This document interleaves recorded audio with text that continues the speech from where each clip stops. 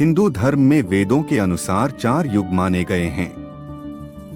सबसे पहला है सतयुग, दूसरा त्रेतायुग जिसमें भगवान विष्णु ने राम के रूप में अवतार लिया था, तीसरा द्वापर युग जिसमें भगवान विष्णु ने कृष्ण के रूप में अवतार लिया था, और चौथा और अंतिम युग माना गया है कलयुग, जो कि माना जाता है वर्तमान समय में चल रहा है।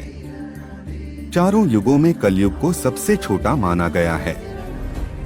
मान्यताओं के अनुसार सबसे ज्यादा अधर्म, अन्याय, हिंसा और पाप कलयुग में ही होते हैं। लेकिन फिर चारों युगों में कलयुग को ही सबसे सर्वश्रेष्ठ युग क्यों माना गया?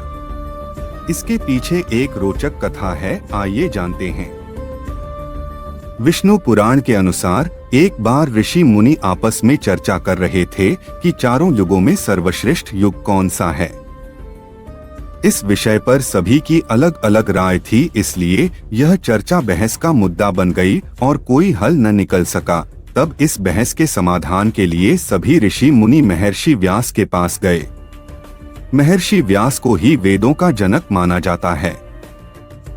महर्षि व्यास ने ऋषि मुनियों की बात सुनकर उनसे कहा कि चारों युगों में कलयुग ही सर्वश्रेष्ठ युग है, क्योंकि सतयुग में 10 वर्षों तक पूजा पाठ, जप तप और व्रत करने का जो पुण्य प्राप्त होता है, वही पुण्य त्रेता युग में मात्र 1 साल के पूजा पाठ, जप तप और व्रत से मिल जाता है, और द्वापर युग में यही पुण्य मात्र 1 महीने के जप तप से मिल जाता है, जबकि कलयुग में वही पुण्य मात्र 1 दिन के जप और तप से ही मिल जाता है।